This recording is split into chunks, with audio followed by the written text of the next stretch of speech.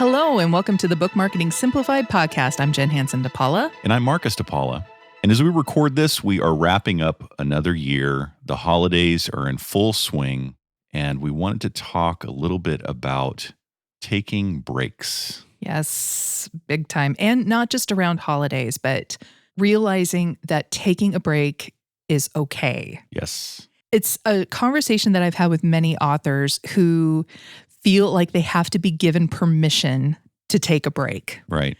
I've worked with so many authors who feel like they have to constantly be going, writing. If they aren't writing, or if they aren't engaging or growing or marketing or, doing any of those things, that they're not going to advance or that they're not going to reach their goals. And it's absolutely impossible to keep that level of stamina up for a long period of time, because you cannot pour into something if your cup is empty. Absolutely. Even I've experienced, like, for Thanksgiving week, I took that entire week off. Mm-hmm. And that is the first time in a very, very, very long time that I've actually done that. I realized, holy smokes, like, I was more stressed than what I thought I was. And so stepping away and really just taking time to not be on social media, Mm-hmm. to not be in that work mode, and to just kind of be and do things that I enjoy, really made me feel more engaged and engaging on social media, because I had taken that time away. I know for me, I get those blinders on when my head is down and I'm busy getting stuff done, and I have a really hard time taking them off, switching my brain off, even at the end of the day, just to relax. But doing an extended break, like you're saying, is something I need to do too. Absolutely. And it's something where we think, especially when it comes to social media, if I step away for a bit, Right. am I going to lose my engagement? Am I going FOMO. to... Yes. Fear of missing out. Exactly. Something that I teach in our Instagram Accelerator process and in our one-on-one coaching programs is how you can actually prepare ahead of time so you don't really miss a beat, and you don't have to be tied to your computer or to your phone to keep that momentum going. But even if you do step away and you don't respond to comments right away, or if you don't do stories for a week, let's say, it's not the end of the world. Mm-hmm. Especially at this time of year, anytime around a holiday, engagement usually goes down. Right. In the summer, engagement goes down a bit. People are traveling. They're on vacation. It's just, it ebb and flows. Just because your engagement goes down does not mean that it's not going to go back up. Right. You can always get it back up. And it's not something that is going to take tons and tons of time. It's just, again, being consistent. And so thinking that you have to be on all the time is something that we need to really adjust in our minds, because we really need to remember that we need to take care of ourselves to not only get our best work out there and to best engage with others and to be the best representation of ourselves for our books, for all that we are, but we need to take care of our mental stability, our physical stability, and really pour back into ourselves just as much as we're pouring out for our readers and for others and our families and everything in between.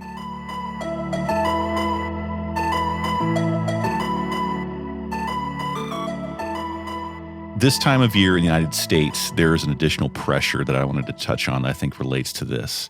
And it's the sale phenomenon, getting ready for the holidays. There's this huge Black Friday push. We've had so many clients over the years that have just like, I got to send out more emails. I got to do this promotional deal. Everybody's buying stuff. I got to get on this train and get some of their money that they're throwing out at people. What is your take on that? Yes, people are in a buying mode, but it's a shouting match, really. Yeah. It's who can yell the loudest. It's just a bunch of noise. Overwhelming. Yes. I saw a bunch of people posting jokes about this is the season of unsubscribing from all the things you didn't realize you signed up for. Yes. But I think just contributing to that noise in hopes that you get a sale is something that's really counterproductive because, yes, people are in a buying mode and they want to get gifts for people. And we want our books to be seen. And we want that to be a part of their consideration for Christmas gifts. Mm-hmm. But also not contributing to the noise just to contribute to it. Yeah. Because there are a lot of voices and a lot of big voices out there that are going to be shouting and, like trying to get a sale. But being strategic with it. Like if you are the week of Black Friday, and then you decide on Friday, I should have done, I should throw send something. An email out right now. Yes. Think ahead and be strategic about it. What is something of value that I can provide for my readers that they will respond to? Right. And if you do want to do an email, maybe a couple of weeks before Christmas to say, hey, if you're looking for last minute gifts, my book is available. Right. Doing something like that is a lot more genuine, and it'll fall on attentive ears when it's not this huge campaign that so many people do. But something that I always tell authors is that thinking about after Christmas, when people actually have gift certificates, when they have Christmas money, when they have things that they are looking for and they're kind of, what do I buy? What do I buy? That is a great time to send out an email to your list after Christmas when people have Christmas money to spend or gift certificates. How many readers take that break between Christmas and New Year's to actually invest their time in reading new books? Exactly. So it is a perfect time right after Christmas. It is. Right. It's also this mentality of this is my one and only shot. Right. When you just kind of jump on that train because everyone else is, that doesn't mean that you're going to get an increase of sales. Yeah. So being consistent, and again, I talk a lot about the long game. Selling your book, it has an infinite lifespan. So you can continuously talk about it. So this season or this time frame is not your one and done time frame. So being strategic and being consistent within your newsletter and within just staying in front of your audience is going to be 10 times more effective than just trying to blast everyone within the few weeks between Black Friday and Christmas.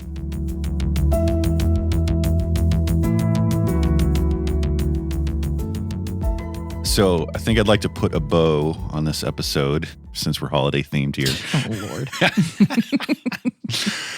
By going back to that idea that I brought up earlier, the fear of missing out, because I think it relates both to my personal urge to pick up my phone and check what's going on Twitter. What can I comment on? What conversations can I try to hijack for my own benefit or share to, try to go viral or whatever. And also these Black Friday, holiday sale campaigns that everybody feels like they have to do because they're going to miss out on potential revenue because that's what everybody else is doing. It's hard to resist that fear of missing out. But the truth is you're not missing out. And especially if you do the work like you lay out with the planning, knowing who you're talking to, they're always there. They're waiting for your next post, and they're not going to be upset if they don't hear from you for a week. And that's something that I was fearful of in taking this week off was, okay, I'm not going to be replying right away. Yeah. Or I'm not going to be responding to a DM right away. And what I found was everybody's still there. They're still there. I can go back to those posts that I had scheduled beforehand, and I can go through those comments and reply back to them now. And reboot the conversation. Exactly. You do not have to do everything the second. In real time. Yes. Yeah. And you're not missing out on anything because you're taking care of yourself. That's a huge conversation that happens, especially around this time of year of, just the mental health and taking care of yourself. Especially these days. Yes. And even if we aren't in the holidays, if you're listening to this in the middle of June and you're feeling fried, Step away. Yeah, even just for a few hours. Don't get to the point where you want to throw your phone into the lake and never see social media ever again. Don't get to that point. You need to get into the practice of taking care of yourself, sitting back, taking a beat, whether it be for a few minutes, for an hour, for a day, for a week. Stepping away is one of the best things that you can do, not only for your writing, for your career, but also just to take better care of yourself. You have to recharge, because if your batteries get drained, then you're not going to move forward. Exactly. So we're one of the few social media agencies that's going to tell you to take a break from social media. Because I get it. Yeah. I totally get it. It was a couple of weeks before Thanksgiving when I came to you and I said, I think I'm on the verge of a burnout. Yeah. I need to step away. And that's when I decided I need to take all of Thanksgiving week off. It was just something I knew I needed to do. And I'm very glad you did. I am too. And I really hope that you guys listening, that this is your permission slip almost, that if you need that, to step away. Should we make a PDF download with your signature on it? We should, yeah. That's a good idea. If you need a certificate, let me know. I'll send you one, or a note from Mom saying that you can skip. Jen said I could. But do take care of yourself and your mental health. And even if you feel like, oh, I'm fine, I can push through, don't. Right. It's for the best. Everyone will still be here and will be anxious to hear how everything is going. Yes.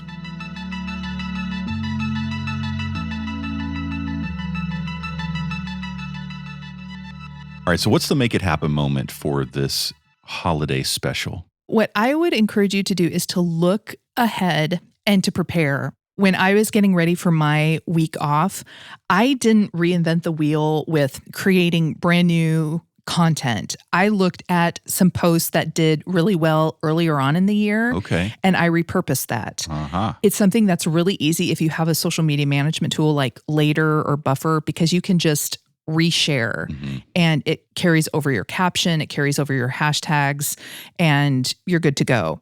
When I know that I need to take some time off, repurposing your content is one of the best things that you can do. And especially if you're at the end of the year, sharing your top 5 posts from the past year and resharing those and thinking and planning ahead so that you can very easily step into your vacation mode and know, okay, content is still going out there, but not feeling like you have to pick up your phone every 5 minutes to reply to something. Give yourself a break.